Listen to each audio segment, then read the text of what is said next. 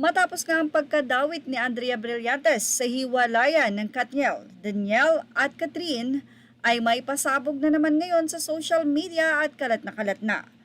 How true na napanood daw ni Miles Ocampo, si Andrea at ang kanyang ex-boyfriend na si Elijah na nagsusubuan. Ang tanong ng netizen, Andrea, sino nga ba kay Danielle at kay Elijah? Parehong nag-unfollow sila Catherine at Miles kay Andrea. Well, narito po ang full update. And you are now watching Showbiz Now, your daily showbiz update. Mula sa artikulo ng balita.net.ph ni Ralph Mendoza, Miles Ocampo, napanood pagsusubuan ni Elijah at Andrea. Ito po ay hindi question mark. Napanood naman ni TV host actress Miles Ocampo ang video ng pagsusubuan ni na senior high stars Elijah Canlas and Andrea Brillantes. Sa latest na naging vlog ni showbiz columnist OG Diaz nitong linggo, December 10, sinabi ni OG na naibato umano ni Miles ang kanyang cellphone matapos mapanood ang nasabing video. Ayon kay OG, hindi gaya ng ilang mga naunang ulat niya, ang chikang ito raw ay totoo at hindi basta narinig lamang. Napanood nitong si Miles Ocampo yung video sina Andrea at Elijah na nagsusubuan ng spaghetti.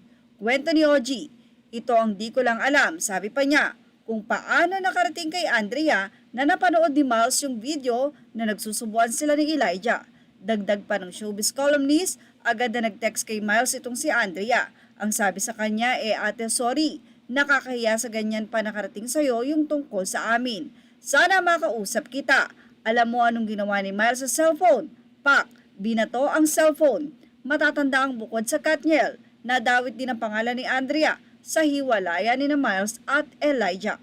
Sa kasalukuyan, habang isinusulat nga ang artikulo daw na ito ng balita.net.ph ay wala pang inilalabas na anumang pahayag o tugon o reaksyon si Andrea Brillantes at kung totoo ba na nag-message ito kay Miles Ocampo dahil sa di magandang napanood ni Miles na ngayon nga si Miles at si Elijah ay break na.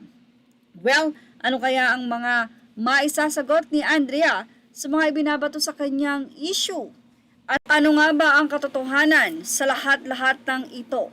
May kinalaman nga ba itong si Andrea sa hiwalayan ng Katniel?